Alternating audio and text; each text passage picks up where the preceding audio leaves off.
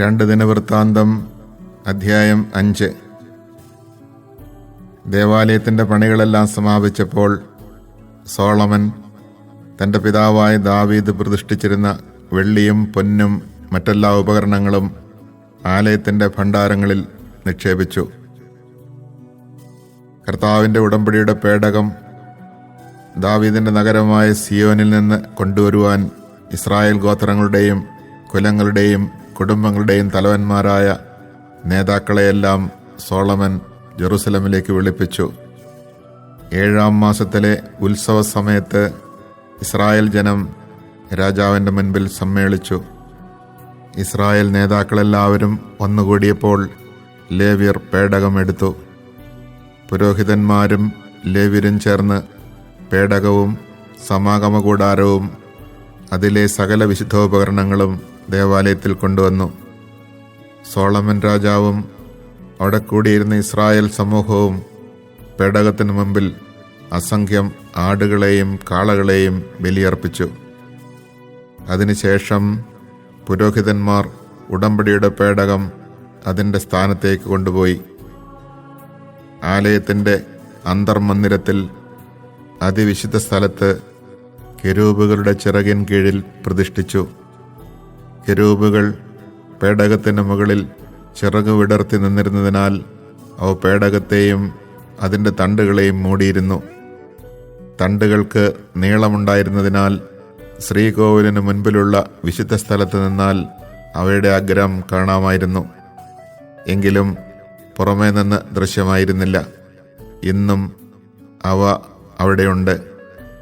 Israel ജനം ഈജിപ്തിൽ നിന്ന് പുറപ്പെട്ടു വന്നപ്പോൾ കർത്താവ് അവരുമായി ഉടമ്പടി ചെയ്ത ഹോറബിൽ വെച്ച് മോശ പേടകത്തിൽ നിക്ഷേപിച്ച 2 കൽപ്പലകയല്ലാതെ മറ്റൊന്നും അതിലുണ്ടായിരുന്നില്ല. അവിടെ കൂടിയിരുന്ന എല്ലാ പുരോഹിതന്മാരും ഗണഭേദമന്യേ തങ്ങളെ തന്നെ വിശുദ്ധീകരിച്ചിട്ടുണ്ടായിരുന്നു. പുരോഹിതന്മാർ വിശുദ്ധ സ്ഥലത്ത് നിന്ന് പുറത്തു വന്നപ്പോൾ ആസാഫ്, ഹേമാൻ, യദുഥൂൻ എന്നിവരും അവരുടെ പുത്രന്മാരും ബന്ധുക്കളുമായി സംഗീതജ്ഞരായ ലേവ്യരൊക്കെയും ചണവസ്ത്രം ധരിച്ച് കൈത്താളങ്ങളും വീണകളും കിന്നരങ്ങളും പിടിച്ച് ബലിപീഠത്തിന് കിഴക്ക് വശത്ത് കാഹളമൂതിക്കൊണ്ടിരുന്ന 120 പുരോഹിതന്മാരോട് ചേർന്ന് നിന്നു. കാഹളമൂത്തുകാരും ഗായകരും ഒത്തൊരുമിച്ച് ഏകസ്വരത്തിൽ കർത്താവിന് കൃതജ്ഞതാസ്തോത്രങ്ങൾ ആലപിച്ചു.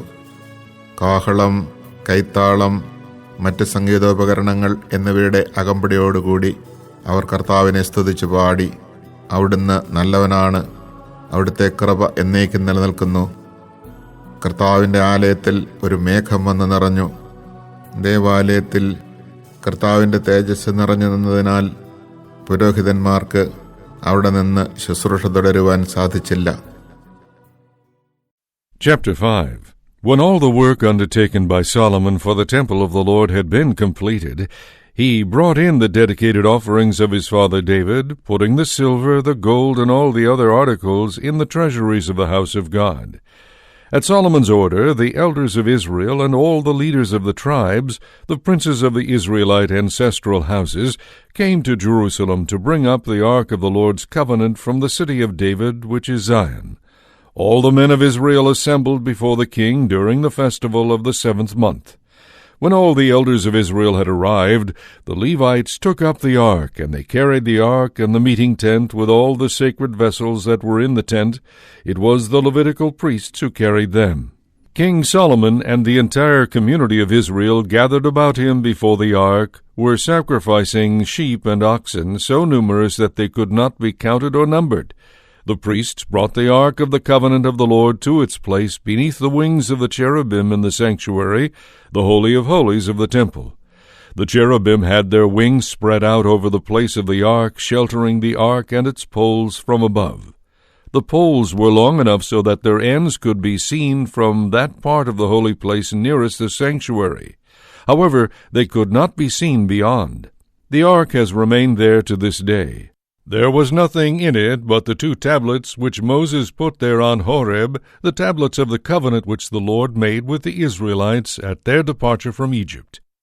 When the priest came out of the holy place, All the priests who were present had purified themselves without reference to the rotation of their various classes.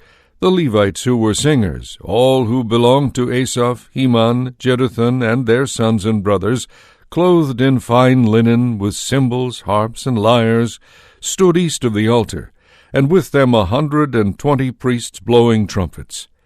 When the trumpeters and singers were heard as a single voice praising and giving thanks to the Lord, and when they raised the sound of the trumpets, cymbals, and other musical instruments to give thanks to the Lord, for he is good, for his mercy endures forever, the building of the Lord's temple was filled with a cloud. The priests could not continue to minister because of the cloud, since the Lord's glory filled the house of God.